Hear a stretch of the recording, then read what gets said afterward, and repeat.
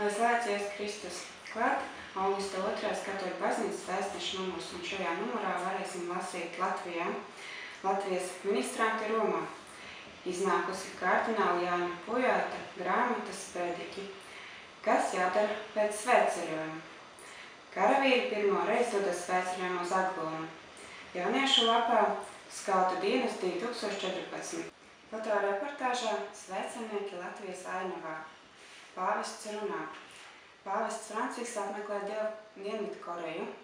Francisks aicina skautus būt drosmīgiem. Piedošana ir vārti, kas ved uz izlīgumu. Baznīca pasaulē aicina lūgt Dievu par cilvēkiem Irākā. Ebolas vīrusu upuru vidū arī klostermāsa. Arestēts priesteris bandu locekļu rehabilitētājs. Publicējam viņa ekscelences Rēzeknes Aglonas diecēzes bīskapa Jāņa Buļa meditācija Tautas Krustaceļa Aglonā. Intervija ar Vladislavu Robežnieci, Krustaceļa mantiniece. Liecība. Es iešu viņas vietā. Paldies, māmiņ. Svētīgā Marijana Bērnatska nacistu okupācijas laikā Polijā savu dzīvi atdeva par vedeklu, kas tobrīd gaidīja bērni. Rubrikā lasītājs jautā, kad un kā filmēt dievkalpojumā. Un šoreiz 4-gadīgs jautā, kas ir Dieviņu tēvs? Sludinājumi.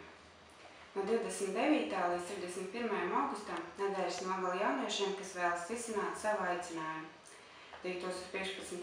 gadā no 26. maija līdz 26. jūnijam notiks 30 dienu ignāciskās klusuma rekolekcijas, garīgie vingrinājumi. Laulātajiem nedēļas nogale no 24. līdz 26. oktobrim Sarkaņos. Svētā Jēkaba katedrālā svētdienas skolas nodarbības uzsāksies 21. septembrī.